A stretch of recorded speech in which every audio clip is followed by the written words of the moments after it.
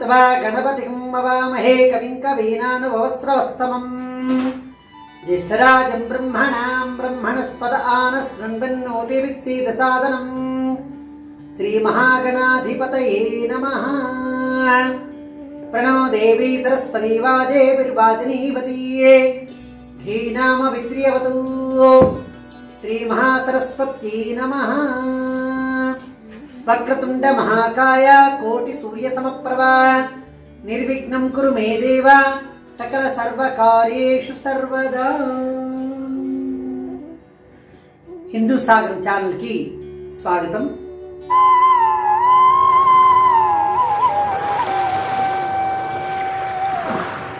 ఇప్పుడు ప్రతి నెల వారాంత నెలవారీ స్థితిగతులను బట్టి వృషభ రాశి గురించి చెప్పడం జరుగుతుంది। ఈ వృషభ రాశి ఫలితాలు పాల్గొన మాస పాడ్యమి నిగాయితు పాల్గొన మాస అమావాస్య వరకు ఈ మాసవారి ఫలితాలు వృషభ రాశిలో ఏ విధంగా ఉంటుంది అనేది దాని గురించి వివరించడం జరుగుతుంది। అయితే వృషభ రాశిలో రాహు కుజ సంచారకం జరుగుతోంది। ఈ కుజ రాహు సంచారకం జరగటం వల్ల చంచలత్వ స్వభావం అనేది ఎక్కువ ఏర్పడుతుంది, ఆరోగ్య భంగం ఏర్పడుతుంది, ప్రశాంతత లేకపోవటము, భార్యాభర్తల మధ్యన అవగాహన లేక చికాకులు ఏర్పడుతుంటాయి, గొడవలు కూడా సంచరించే అవకాశం ఏర్పడుతుంటుంది, జాగ్రత్తగా ఉండాలి। ఆరోగ్య విషయంలో కడుపుకు సంబంధించిన మంట, గ్యాస్ట్రిక్ ట్రబుల్స్ ఇలాంటివన్నీ ప్రారంభం అవుతుంటాయి। ద్వితీయ తృతీయ చతుర్థ పంచమ షష్ఠ సప్తమ అంటే 7వ ఇంట్లో కేతువు సంచారకంలో ఉన్నాడు। అయితే కుజుడిని కేతువు చూడటం వల్ల మారకుడై వచ్చేటువంటి ఉపద్రవాలు విచిత్రంగా మారుతుంటాయి। మనస్సు ప్రశాంతత లేకపోవటమే కాకుండా సంతానరీత్యా కూడా అశాంతిగా ఉంటుంది, ధనం అధికంగా ఖర్చు అవుతూ ఉంటుంది, చికాకుగా ఉంటుంది। ఒక్కోసారి మనం బయటకు వెళ్తుంటాము, వస్తుంటాము, ఏదో పనులు ఉంటుంటాయి, ఈ పనుల వల్ల ఏదో రకమైనటువంటి బాధ, అనీజీగా ఉండడము, చికాకుగా ఉండడము, ఎందుకు ఇలా అవుతుంది అనే బాధతో ఉంటుంటారు। అలాంటివన్నీ కూడా సంక్రమించే అవకాశం ఉంటుంది। ధన విషయంలో కాస్త నిక్కచ్చిగా ఉండాలి। ధనం విషయంలో ఎందుకంటే నిక్కచ్చిగా ఉండాలో, ఎవరైనా ఏదైనా అడిగితే ఇచ్చారనుకోండి, అది మళ్ళీ రిటర్న్ రావడం అనేది చాలా కష్టంగా ఉంటుంది। ఎందుకు చెప్తున్నానంటే కుజుడు ధనాధికారకుడై ఉన్నాడు కాబట్టి, రాహుతో కలిశాడు కాబట్టి ఎవరికైనా అంటే స్నేహాలకి కావచ్చు, బయట వాడికే కావచ్చు, ఇరుగు పొరుగు వారికి కావచ్చు, ఎవరికైనా ఇచ్చినా కూడా అది మళ్ళీ వస్తుందనే గ్యారెంటీ చాలా తక్కువగా ఉంది। కాబట్టి ఈ విషయంలో కాస్త జాగ్రత్తగా ఉండాలి। తదుపరి ద్వితీయ తృతీయ చతుర్థ పంచమ షష్ఠ సప్తమ అష్టమ నవమాధిపతి శని గురువులు, నవమంలో ఉన్నటువంటి శని గురువుల వల్ల యోగదాయకం అని చెప్పవచ్చును।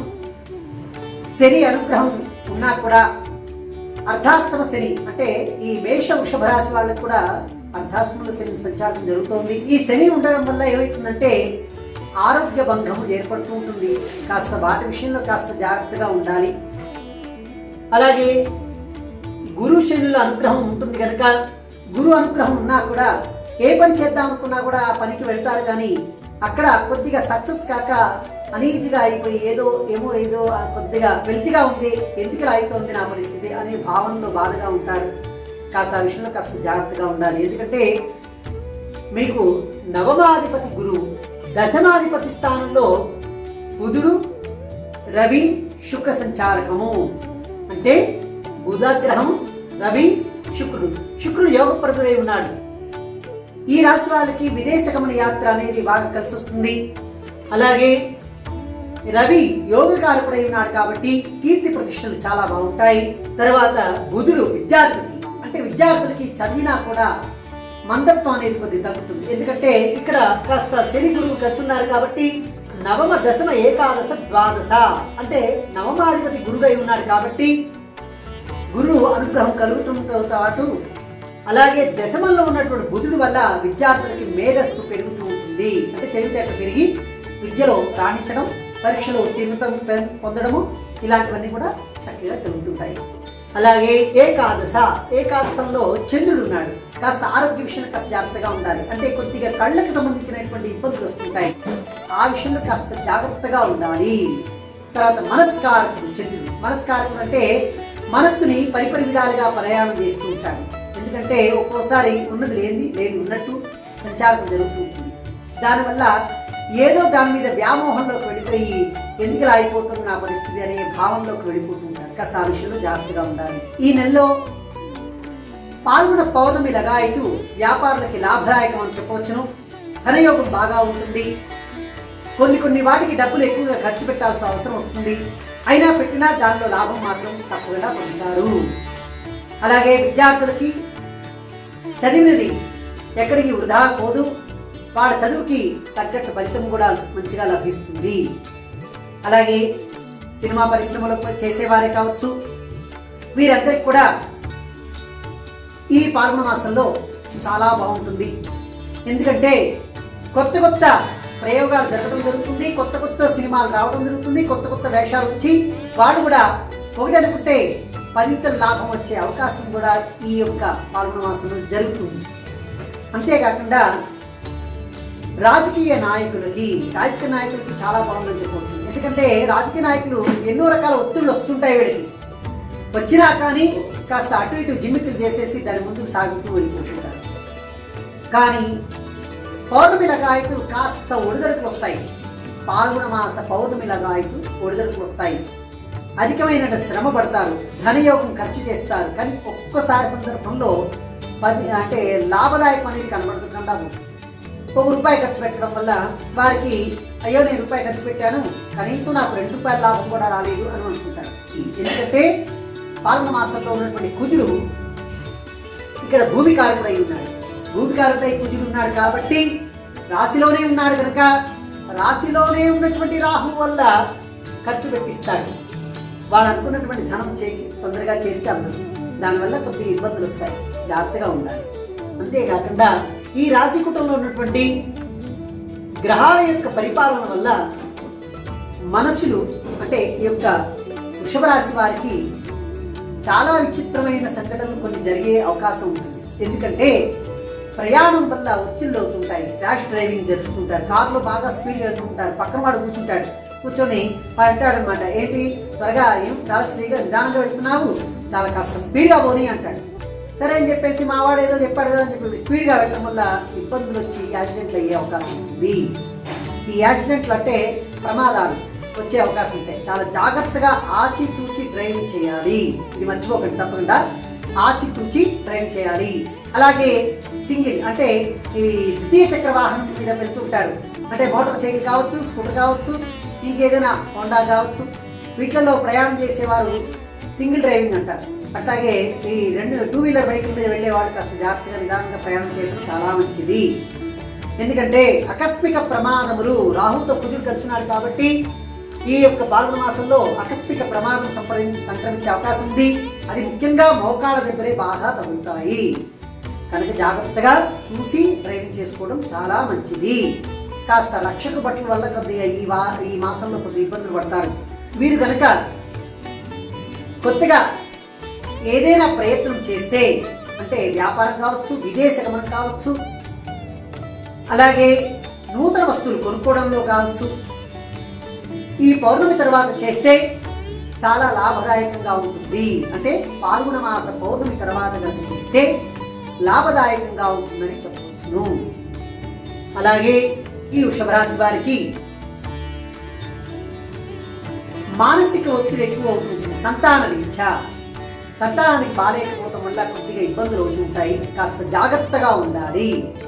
తదుపరి భర్త కావచ్చు, భార్య కావచ్చు, కాస్త ఆరోగ్యాలు బాలేకపోవడం వల్ల కొద్దిగా ఇబ్బందులు వచ్చేసి ఏదో రకమైనటువంటి చీకు పడుతూ ఉంటారు.